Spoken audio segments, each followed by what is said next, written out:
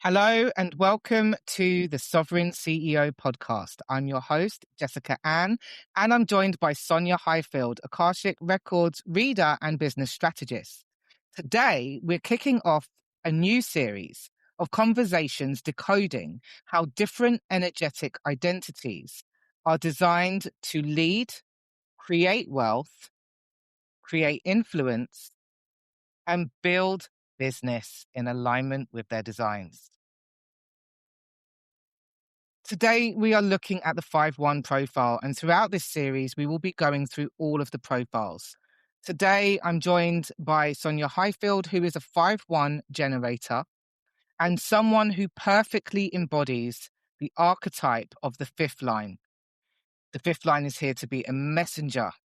She is really covering this archetype by merging the mystical with the strategic, practical business leadership, and through her work with the Akashic Records, she merges the mystical with business strategy. In human design, the fifth line is often known as the messenger, as the universalizer, as the heretic.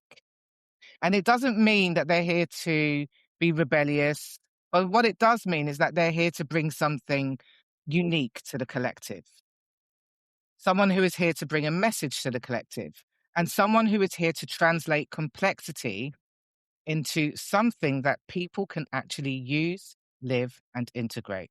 And I think today's conversation goes far beyond human design itself, because today we're really talking about something I believe visionary women experience long before they become fully visible as leaders, which is the gap between internally knowing who you are and publicly embodying it.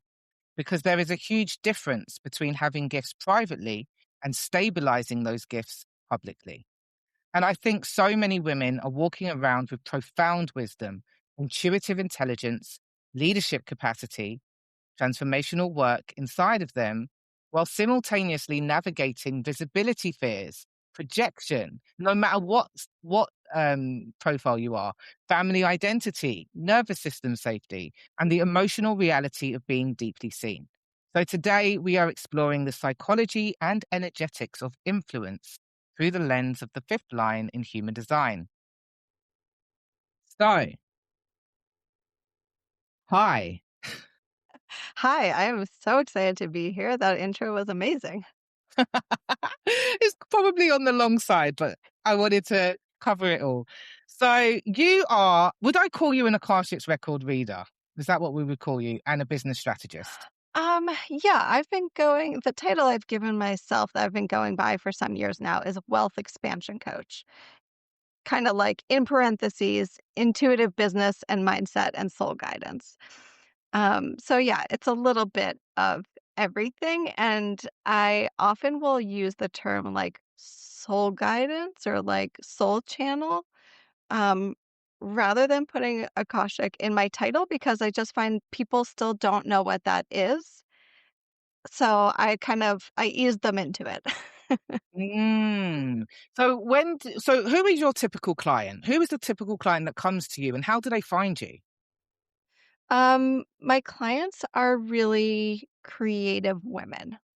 Um, Business owners. This is the first year that I actually opened up a program that's open to non-business owners, which is cool. But yeah, for the last 10 years, it's really been creative women um, and a mix of industries, like everything from visual artists to, um, like web designers and yoga teachers and uh, some people own brick and mortars. Like there's just a wide range of industries, but I think the kind of baseline is um, women who are fairly like established in themselves and know that they are creative or intuitive and they're at that point of like it's kind of like I should be a little further along or like I should kind of have more to show for like all that I have going on.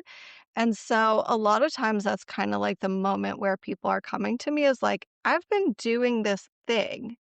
How do I like make it pop? Like, how do I like, okay, where is the money? I'm showing up. Where's the money? And also, like, I have so much to give. Like, how do I get it out there?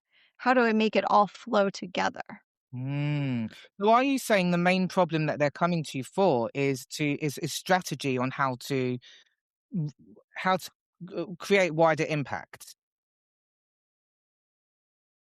I don't even know if it's necessarily impact that they're after. I think it really starts more with the self of like, I know I have a lot to offer.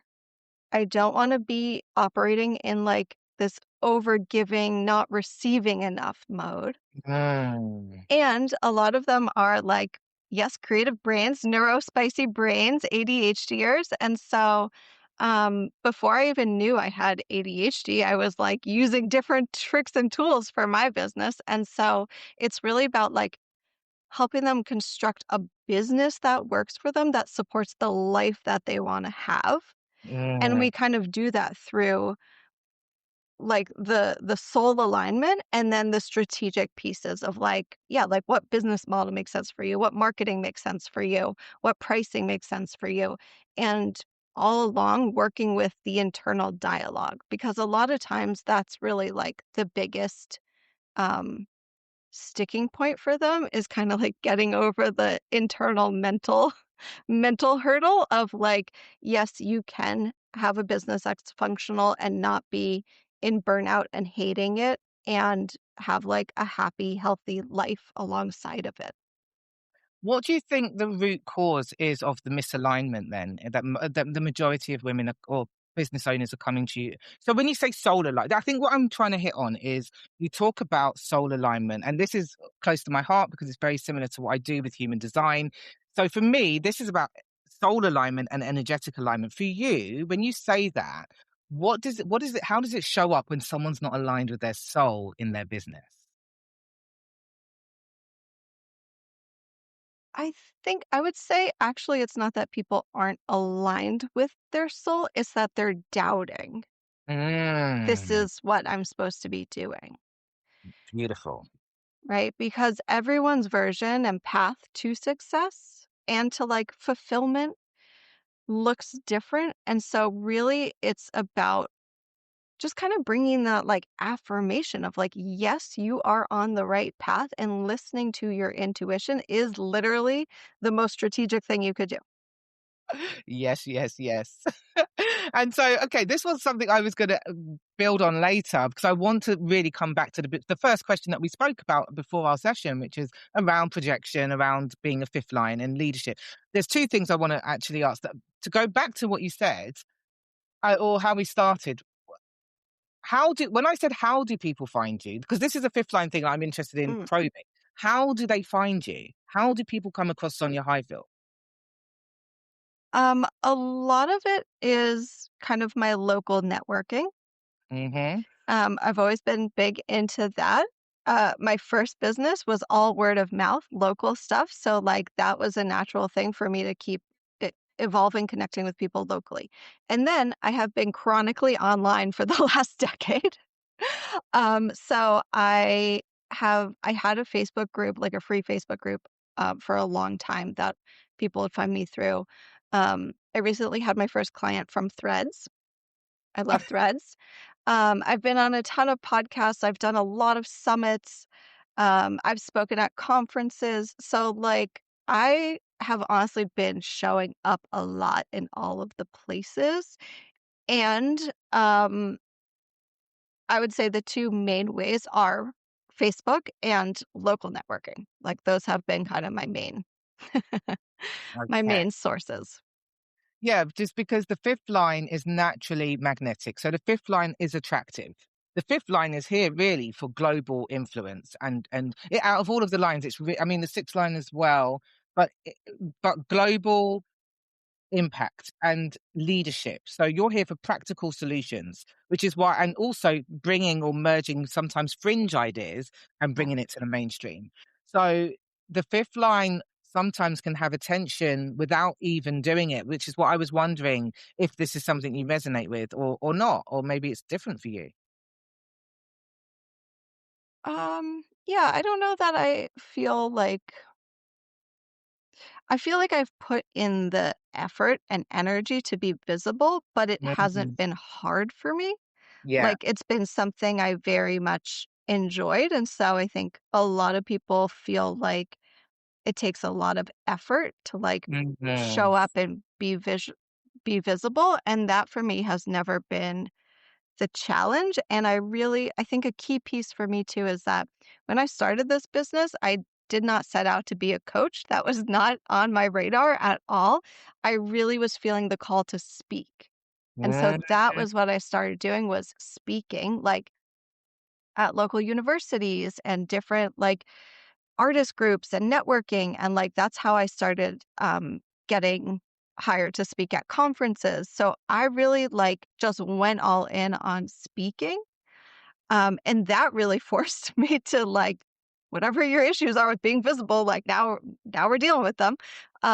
So that was kind of like a deep dive right away into, like, you feel like you're here to be heard and seen, like, go for it. What does that really mean? Are you ready to, like, step up, be on the stage, be on the podcast, like, pitch your idea? So Mm. I had no experience as a speaker. I was a photographer, Wow. and I've been very, like, kind of quiet and shy my whole life. Like, that was kind of my thing. I'm definitely, an introvert, which plays into it too. But I had no public speaking experience. I just had the intuitive, like, bashing over the head of, like, go speak your message. And so at first, it was all about money mindset.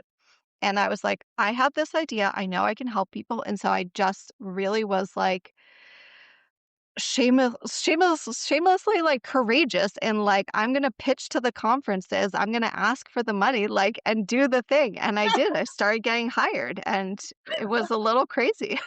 This is brilliant. Like, 2 things that really stand out here. Number 1, you just you stood into your role as a leader and a visionary, and I've got this vision, I've got this idea, I've got this solution, because that's the archetype, the solutionist, and you're driven by that, and you're like, "I'm gonna go and speak." But what I want you to know is that the 5th line, the voice is medicine.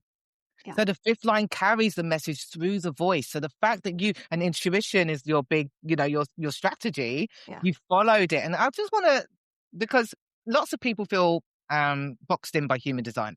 And many people love the way that I teach human design because and I'm not a teacher, I'm an identity shifter.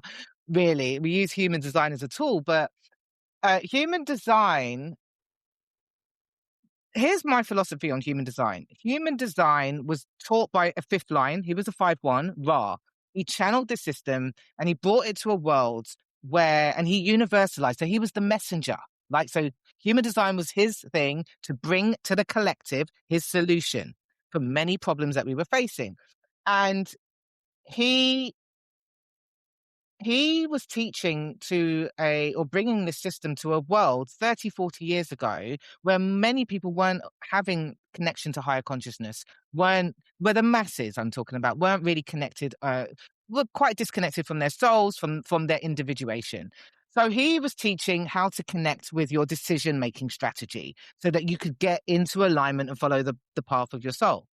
And so you have a state pool. We teach the yes no response. But what I teach, and how I came to human design was I came having already having an awakening, and the first thing that happened when I wandered the earth was I hired a psychic teacher to teach me how to connect with my intuition, because that was the first thing I needed to do, and I was disconnected from it mainly because of childhood trauma, and just mistrusting my own intuitive knowing. It turns out I've actually got one of the most intuitive. I have only one channel, and it's the most intuitive in the chart. So Wow. when felt the call to go and meet my teacher, her name was Leslie Phillips. I trained in claircognizance, but really I was already wandering the earth and following my guidance. So my philosophy is human design teaches people survival intuition. That's what I call Mm. the decision making strategy. Once you like, that's how you literally tune into, like, I'm splenic. So I have used when you're looking at intuition, you're looking back in time retrospectively to moments when I had a nudge, I ignored it. Oh, okay. So there's throughout my life, but What happens when you're already living in a higher consciousness or really quite connected to the goals of your soul, you actually, what I call, start living creative consciousness. So what that for me looks like is all of the clairs and the different ways that intuitive knowing comes through you. So you could have dreams, it could have visions, you could have an insight. So that's where I differ from just bog standard human design. So this leads us into what you were saying. Why are you smiling? No, I love it. I love it. You wrapped it all up. It was good. Oh, thank you. How this goes back to what you were saying about your actual clients. So I was going to talk to you about building a business around your gifts. And I think one Mm. of the biggest challenges, which is what you've highlighted, is that how do visionary women learn how to build a business around the gifts that they once hid, minimized, or struggled to fully claim? So how has this been for you? Because we did touch on, because I said to you, oh, you're bringing the mystical to the masses, but you have an interesting sort of story around this.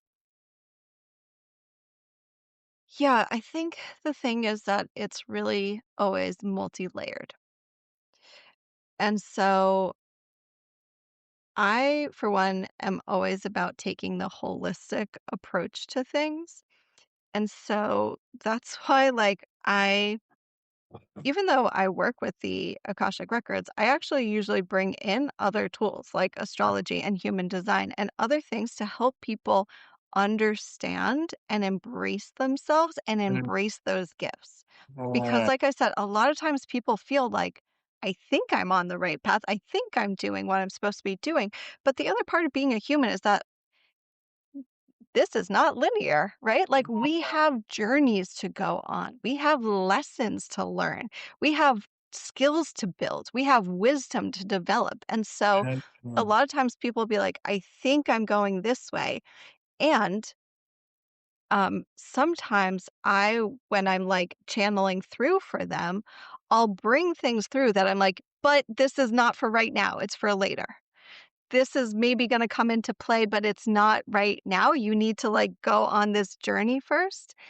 And I understand that it's really frustrating because we just want to be like, I'm successful. I have the business. But a lot of times I can see that people, even though they are on the right path, they're preparing Yes. to fully embody the gifts that they have.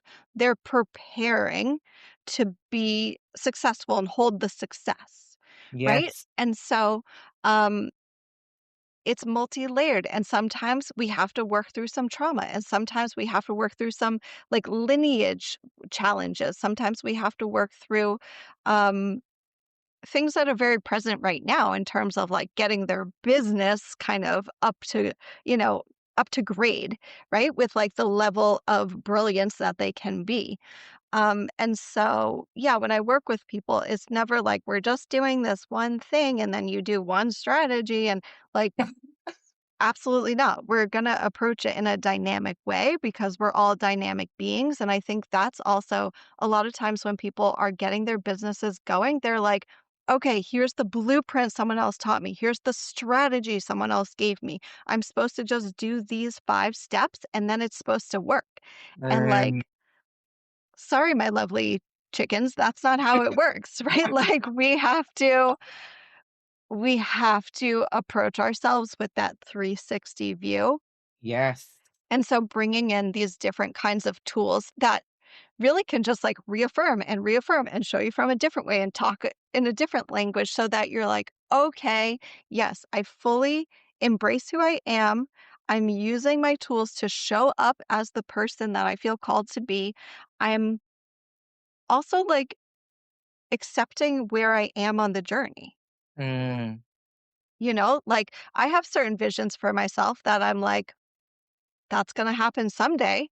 When I'm ready for it, it's going to happen. But I've been holding that vision for a long time. And so I really feel like, oh, yeah, 10 years ago when I had that vision, I was not ready. I was not ready, but I had the vision, right? And so I've been working towards it. oh, And it's really like we have to embrace not only who we are, but like where we are on our own unique path to like fully being it, right? you have touched on so many things that are resonant for me exactly in this point in my business and my personal evolution. So, two things. One, last year I took a year out of my business. So I'd been, so last few years, so I'd say 2022 to 2024, so just 2 years. I went deep. I was guided. So dreams, I had invitations. It was all complete, like do it, do it, do it. Human design, train. So I had to train in human design. It's a big system, right? Gene keys.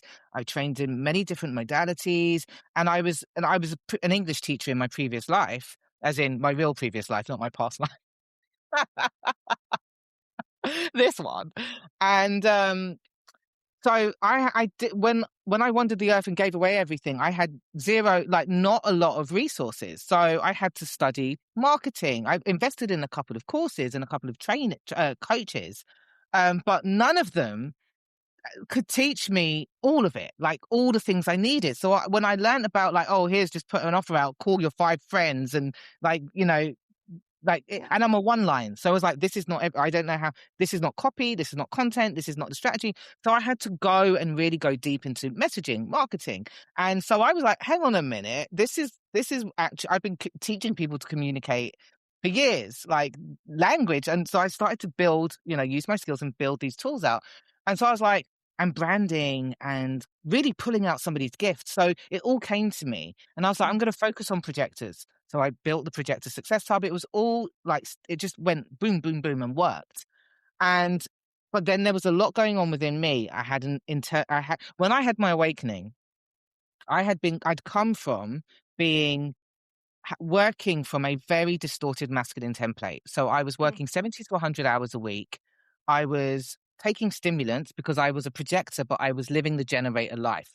So Mm. my first angle around my embodied work was helping projectors to break out of the generator way and come back into wholeness and alignment for themselves and live that and create in a projector and market and sell in a projector way. But when I wandered the earth, I two things happened for me. One, I automatically learned how to receive, how to stop working like that, and Mm. how to live in my own energy, and became aware of like my projector energetics without knowing anything about that. But Yeah. the second angle was I became deeply aware of feminine energetics. Mm. Now, and I've been building something. I'm saying all of this because what you spoke about is exactly this kind of evolution. So last year, I took a year out because I was being inconsistent. I wasn't charging enough. So I was overworking still. I was still in the pattern. I hadn't got to the identity shift where I was actually able to charge appropriately for my work. There was a little bit of, I wouldn't call it imposter syndrome, but possibly, yeah. But there was a lot of patterns underneath. So ultimately, I went through a new awakening of like, this isn't going to work. So the point of that was what I realized. I started developing this work around feminine archetypes because I realized that I had, so from the maiden to the queen, because my big work is about empowerment, and breaking through those patterns that bring you from that maiden, to the queen. But my journey was, throw that all away. And I opened my wild woman, my Mm. mystic when I wandered the earth. But here's what happened. And it's all across last year, I was like, I need to build the Divine Femme Collective, big vision. And I need to create something called the Maiden to the Queen and the Healing the Huntress retreat, which is still happening. That's happening big time. Because my story really is around being the huntress in her wounded energy and having distorted masculine and feminine. And last year and all of the years really, and now I'm coming back, Yeah. right, ready for to hold with the capacity that you're talking about, the Yeah. vision. Because the sovereign CEO came to me in 2024, but Mm. I didn't have the identity to hold this, right, or the capacity. Yeah. So last year I went deep and I started building this body of work because still at the root, 7 years of evolution and awakening, higher consciousness. I still hadn't really dealt with that layer of father wounds and mother wounds that Mm. would allow me to hold wealth and to create the business that I needed solidly. Yeah. So I started building all this stuff, but I realized just last week, this isn't for now. This is your body legacy work. So what needs to happen now is not that you're not doing human design and branding and marketing. What it is that you're expanding and you're doing, again, I had another vision. The vision back in 2023 was the generator projector alliance. Because Mhm. I knew that the world, the way that we were going to change the world was to have right relationship between the generator and the projector.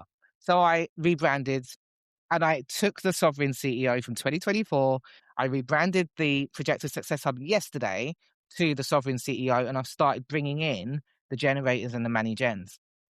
And so it's what you're talking. So the divine, I was like, hey, but I've started to build this. But what happened was I was doing that thing again where I was like not showing up in my role. Like I wasn't Yeah. serving and I'm building and building and building. And I was like, okay, right now Yeah. you need to come back to this.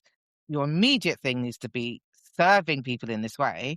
And Yeah. the divine femme is the work that you build up slowly. Yeah. Yeah. Exactly. You have to go on the journey. And I was literally just sharing this with someone in my membership the other day was like, I'm having so many ideas. I don't know where to like focus and hone in. And I was like, you need to ask the ideas. When do they want to be birthed? Brilliant. Right? Because when we're in that like higher state, channeled state, things just come through. Time doesn't exist in the same way. And so you might be getting the ideas and the vision, but that I've had that too, where it's like, whoa, okay, I'm building this like massive thing. That's like, okay, hey, you need to like go outside. Like you need to still go eat lunch. Like you can't build an empire, like, and not be taking care of yourself and just kind of like the daily basis. And so I encourage people, like, ask the ideas. Like, when are you for? When do you Right. want to come together? Because there usually is like a logical way that they want to kind of be organized and arranged. And like you're saying, you might have this big thing that you know is coming, but there's other little things that you have to put in place first. And where I see a lot of people trip themselves up and like, raise my hand, I have done this too.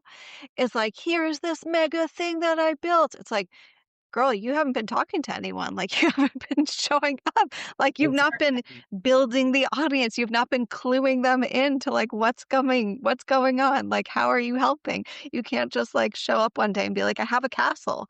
And Yeah. like, you didn't let anyone know like where the road was, you know? Yes. God, yeah. Exactly.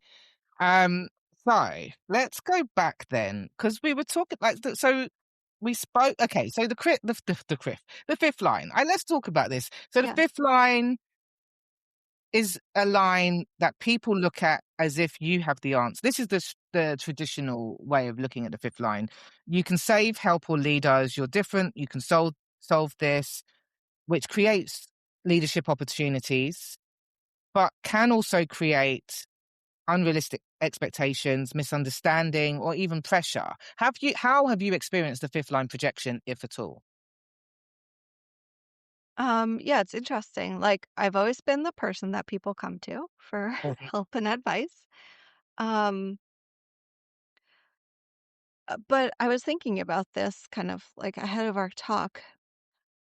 I have always I've always had friends. I was always like, fairly well liked. I never had any idea how people like felt about me though. And I think maybe that is part of the projection because I think I was different things to different people, right? And so when I Mm. was younger, it felt like a little bit like it was kind of like I knew who I was, but in relation to other people, it's like I don't really know what my identity is. Because I felt like, yeah, for these people, I'm this, and for these people, I'm that. So I think it was a little like wrapped in with some people pleasing, right? Mm. That like it was confusing for my identity because I was like, some people know me as this one version of Sonia, and other people know me as this other version. And so I often felt like I was kind of living like two like different lives. um, but I have always been comfortable I think, like, I would say, like, receiving and managing different people and their kind of unique needs. And so, um, I had a question for you actually about how does narcissism play Mm, into that projection? Because the biggest challenge that I think I have found is the projection of like my family yeah. and dealing with some narcissism in my family. And like was chatting with you about privately was like to the world, I felt more comfortable being like, this is what I do. This is who I am, kind of like claiming my space, claiming my identity. And then I felt like it was easy to like attract the right people and feel like I was receiving the right kinds of people who were really like respecting who I was and not kind of burdening me with their expectations because I had kind of clearly defined this is who I am. This is what I'm here for. This is how I help you. But within my personal life, it has been more challenging. And I wonder like how narcissism comes into play, but I think like the projections of like from people in my personal life has definitely felt harder to like decondition from and like separate myself from. Um and kind of even yeah, like feel as powerful Mm, representing who I am. So I think that's been my challenge is like I've felt very strong in my business yeah. facing the public, but behind the scenes it felt really hard Mm, to kind of like stay sturdy and like no, this is who I am. mm. So can I clarify firstly then? Two things, three Yeah. things jumped out to me. Yeah. The first thing was jumped into your chart and I remember I pulled up your chart this morning and I don't have it right in front. I should have printed it off. And I feel that, but you did have no, you are emotionally defined. Okay, so that Mhm. was fine. So that's not it. So the question then I have is when you say in your personal life, was it only around your family that you experienced this narcissism? Was it or was it Yeah. friendship groups? Right. So what's coming through to me is not so much that it's a fifth line projection thing per se. It's twofold. One, you were born into the family with that soul contract Mhm. to actually but here's the interesting part, to actually experience that fifth line friction so that you could actually develop that core power to go and lead visibly and serve in the way that you were meant to. Mm. That's what I'm feeling, because if you're born into that family dynamic, you learn how to evolve and how to step into power, and that power you've taken. So rather than having it come at you from the visibility, from being like, rather than hide it, what it's done, it's kind of propelled you into developing the tools to go out of the family system and be quite heretical. So it's Yeah. almost like you've done the fifth line thing by being born into that context. Mm. But the other thing that comes through, and sorry if you want to talk about that for a second. The No, other no, thing go that ahead. my open head's like, if I don't say it, I'm gonna forget it. Um, the thing that comes through is how when you're around people all the time, as well as a fifth line, like the fifth line strategy really is come in, solve the thing, and go. It sounds to me that the fifth line field, when you're with people that are in your actual family, is that you don't get to just go in and go out unless you Yeah. become estranged. Whereas Yes. you do in business, you can solve a problem, try and walk away. Yes. Yes, for sure. Yeah. Well, can I also go in a bit and maybe a bit deeper if you want to, but we don't have to, just about like what levels of narcissism was it? Was it like diminishing you, or was it um just narcissistic traits where other people were emotional manipulation? Yes. A little bit of everything. A Mm. little bit of everything. Um, so on it depends on the person, right? Um, because in theory, like, um, I was very supported and loved. Like I knew I was loved, but it was also um like my role was to support their emotional needs. Oh, And so there wasn't space. There wasn't space for me, even though it was like, yes, support you, what you want to do, all that stuff. But as long as it's this much because we need this much, right? Like, so supporting their specific, like, emotional needs and making sure that, um, like, I think a lot of what I've done in my own healing, as well as like things that I brought into my work, um, which is why it's weird when I feel like my family is watching me on the internet, is that, like, yes, I'm breaking patterns in the family. Like, I'm Yeah. doing things differently. I'm unraveling the habits and patterns. And so I see very clearly, right, like how people operate. And there's very much with like narcissists, like you can't bring that to them and be like, hey, you're doing this. It will never go over well, right? Yeah.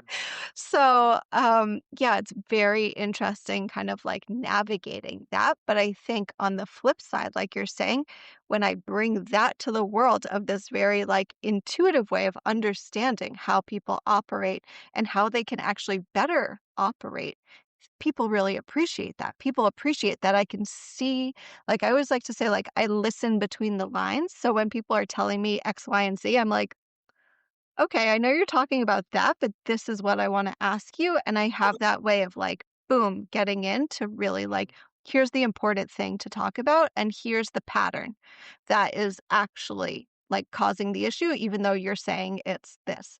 So, publicly, I think that skill set is very appreciated, but personally, that's a tough thing to be like, Mm.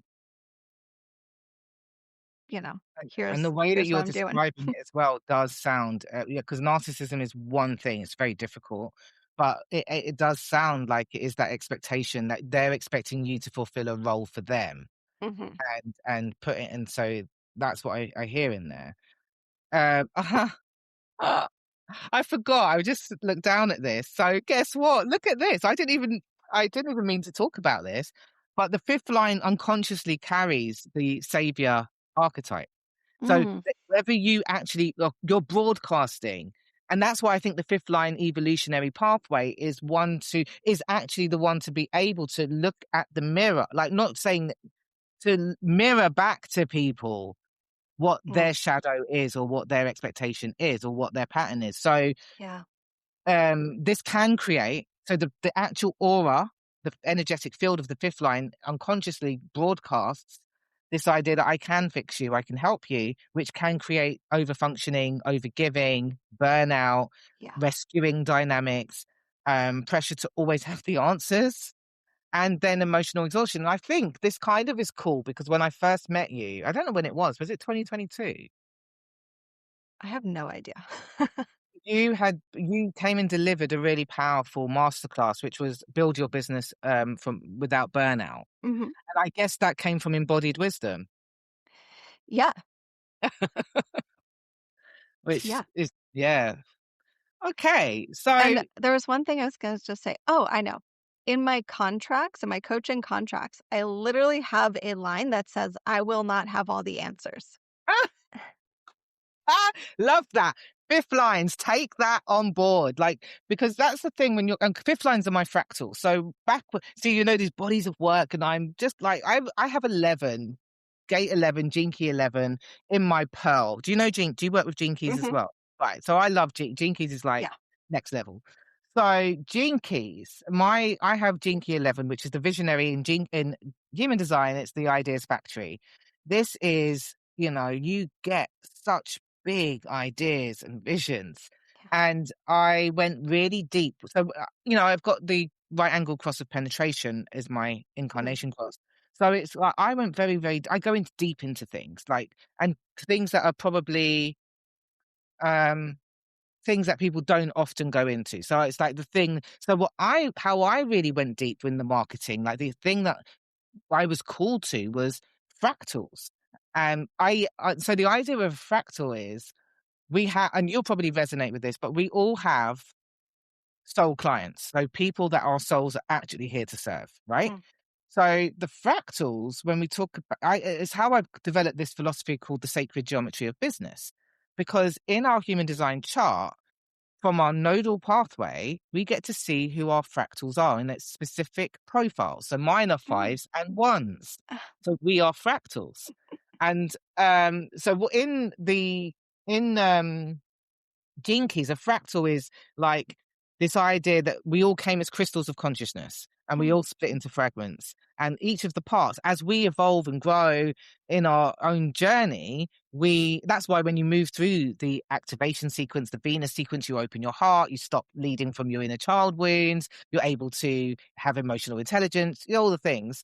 As you rise into mm, as you evolve into more like integrated, not higher consciousness, integrated self, you work with different levels of your fractals. So when mm, you're in that wounded place, you attract those fractals that you're here to meet and learn and grow from. But yeah. as you evolve, you start to magnetize different quality of consciousness towards, Mm, and you build in a different way.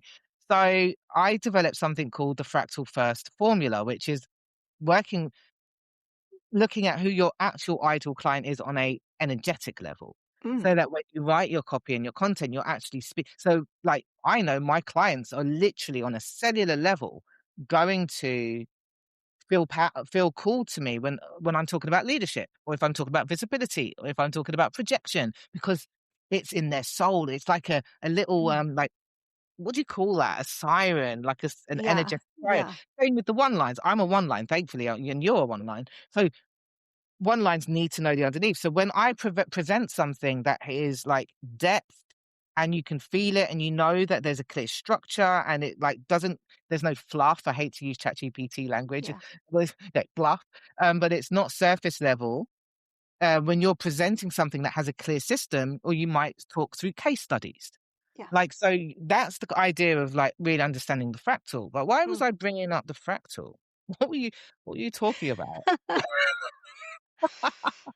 Um, oh, saying I was talking about my contracts. Oh, yes. Yes, that was it. Yeah, Well, I yeah, don't know why, but there was I won't have the answers. Yeah. yeah, It's yeah, a really great advice for the 5th line. yeah. And I can see as well, like my own personal evolution of like when I started, I was very much in that overgiving and trying to save everyone and like, okay, you can't pay, but I can really help you. So like, let me figure it out. And I really had to go on that journey of like, guess what? I can really help people and I can also really help people at different price points and I can Yeah. also really be well compensated for my Yes, work and it can all actually feel good and I can be deeply serving. absolutely, and it's about my wound, my vocation is Gene Key 40. So my journey is the same thing, and, Mm, like, the work I developed last year, and that has brought me back to where I am now is really about, looking at how our nervous system and our attachment styles are very closely linked to the wealth story that we're running. So mm, when we believe that love is inconsistent or it's something we have to earn, and that's your core wound, then that's going to show up in the way or in your business. yeah, It's about being able to give from overflow because yes, you really yeah, want to give, you really want to help, but actually we can't give that. We can't give from empty. We can't give from yeah, empty. yeah, totally, Okay. So, totally. is there anything you would like to wrap up or leave your audience with? Hmm. I think like the big thing that I always like to tell people is listening to your intuition is logical. Love that. Um, and I think really truly that how you feel called to do something, how you feel called to express in the world, how you feel called to serve is absolutely perfect for who you're meant to work with, who you're meant to engage with. So even if you feel like it's weird or you feel like everyone's doing it, as long as it feels aligned for you, there's a way to make it work, and really and truly, it's gonna work the most when you lean into, like, "This is how I feel called to do it," and honoring that. Mm, yeah, I agree completely. And yeah, so thank you so much for coming on. Is there any way, like, how do people contact you? I'll put it in our description as well, but is there a website or your Instagram? How would you like people to find you? Yeah, either one of those is fine. My website is realworldcreatives.com and my Instagram is realworldcreatives. I hang out a lot on Instagram. So if you want to shoot me a DM, definitely do it over there. And then, yeah, like I said, I have this new community called Abundant Healing, which is open to everyone. And we're doing, is that okay if I share? Am I Yeah, sharing about this? Okay. absolutely. Yeah. Um, it's, like, monthly membership, so every month we're coming together and having, like, a little energy check-in. I'm bringing, different prompts, different things to the table, and then I do a channeled, through the Akashic Records energy healing meditation. So it's super cool. There's a private group to go along with it. And it's really all about honoring your intuition, learning to like work with your soul guides, work with your different clairs, and just have a safe space where you're like, I'm on this personal and spiritual journey. And sometimes there's just like crazy things I want to share, or I want a different practice or a different tool, or I want to share an aha that I had, or I'm seeing a lot of angel numbers. I just need to tell someone. So it's a really lovely little community that's just getting started, and I really see it as, talk about vision. Like I finally came around to this idea that I can serve a lot of people with this work because I've always worked very like intimately. Mm. And so, yeah, this is $25 a month. You can come be in the community and get a healing every month. And really, the more people I see you know, working on their own personal healing, sharing their soul work in the world, walking their purpose path. To me, like that's how we're creating ripples of change outward and being able to stand up for the things that we need to fight for and change and heal right now. So yeah, that's my vision for abundant healing is to like really have a big impact and a big community with that. So that's open to everyone. And then, yeah, I work with people. You can come in for just an Akashic Records reading or do coaching. I also have my Well and Wealthy business peer mind and coaching space. So there's lots of different options, lots of different ways to play. It just strikes me here as I listen, though, about in terms of evolution and really about stepping into bigger impact. Like when I say impact, I mean serving more people. Yeah. It sounds like, and I know you had a baby actually not long ago. I mean, that was quite, was it 2, 3 years ago? Yeah, she's 2.5. Right. It's like you were saying, I'm moving out, like I'm owning. What I'm hearing is a new ownership of that level of power that's available to you, or impact. Really, I'm going to say impact. Yeah. That the fifth line and brought reach, because you're really here to help a lot of people. It's not meant to be intimate and small. So what I'm Yeah. hearing here is quite a an evolution of really stepping into that visibility. And I think I have one more question. Then Yeah. what what was the identity shift that allowed you to move, or is it, yeah, let me just start with the simple question. What is the identity shift that allowed you to move from, "Oh, okay, I'm working with intimate groups," to, "I'm gonna bring this to a larger audience"? So I was trying for many years to create bigger groups, but I kept getting stuck with it and being like, maybe I'm just supposed to work with like 10 people at a time. And like, that's it because I do like to go very deep with people. My work Yeah. is very bespoke, right? So, like, it's very customized, the guidance and support that people get. But I kept trying to like launch these groups that I was like, maybe I could get like 50 people. And then my system be like, no, like Right. that does not sound good. And like, how are you going to do a coaching call with 50 people? So, I and the thing is that, like, I'd done so many talks and workshops and things where I know I can hold space. I know I can share for a Yeah. lot of people. It wasn't really about like sharing with a lot of people. It was really how do I deliver the potency that I have to offer on a grander scale? And it took me like, it's been an evolution over, I don't know, the last 5 years, really, of what is it that I offer that actually feels scalable, so that it can be impactful for many people at the same at the same level. So I, yeah, finally landed on this, and it's funny because I started this group, last year, the Wealthy Soul Society, and I was like, "Okay, yeah, like, this is the thing. I can, like, scale it up." And then I just kept getting this, like, intuitive voice of, like, "You need to help other people who are business owners." And I was like, "I don't do that." Like, I don't wanna do that.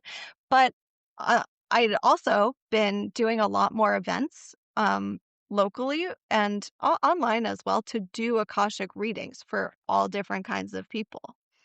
So I had this experience on the one hand, and then this like kind of ego of my mind, right? Being like, you that's not what you do. You're not just a reader. Like No. that's not your thing. And Yeah. so I was holding these pieces, and then I actually did an Akashic session with a friend of mine, and I was like, "What am I supposed to do with this? Because I feel like I'm supposed to open it up to everyone. I've never done that, and, like, here's what I'm feeling." And she was like, "Yeah, absolutely. Like, that's what you're supposed to be doing is working with all these people, but it's not in a coaching capacity." And so the identity shift was really owning, like, "Okay, I'm not just business coach. I am I am a healer." Yes. Oh, So wow. that Wow. was a big piece of, the shift, and I have to say, like, I'm part of this amazing platform called Find Your Healers, where Yes. you have to be vetted. So it's Love not just anyone can be you have to be vetted. And I'm like, "Well, I'm on a platform called Find Your Healers. Maybe I should embrace the fact that I'm doing healing work." And I had been doing this energy healing work for many years now, but I just never claimed it. It was kind of this thing that, it. like, I snuck in with clients once they got to know me and they were like, "Oh, this is so much more, right, than business coaching. Like, we're working with the chakras, we're doing meditation, like, we're doing inner child healing." And so I really just had to own that identity of healer and Mm. really teacher, right? I feel like that's been a You big yes. piece for me. Um, and so finally what abundant healing is it's not coaching.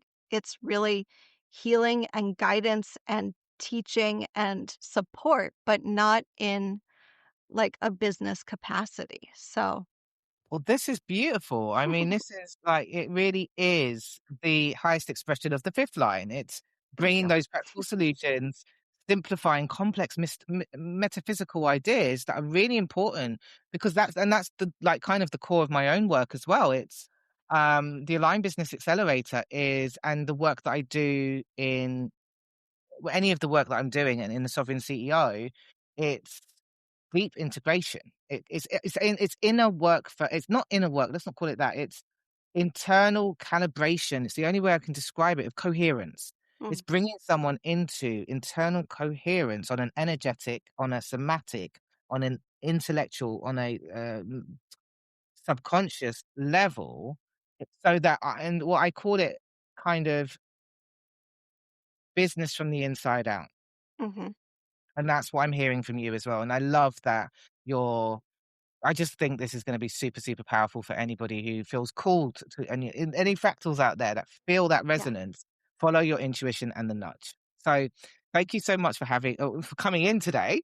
Yeah. Well, thank you for inviting me. I was so excited for this conversation, and I feel like I could chat with you for many hours about all the things. So thank you for Yeah, well, we hosting. could do this again. So, I'm just gonna close out with, I think, what today's conversation really reveals is that leadership is not just strategy. It's identity, it's nervous system safety, it's embodiment, it's visibility, it's emotional capacity, and it's learning how to stop abandoning yourself in order to be accepted. Many women aren't struggling because they're incapable. They're struggling because they're trying to build success from identities that perhaps weren't truly theirs, or they're not fully owning their fully gift, their gifts in full.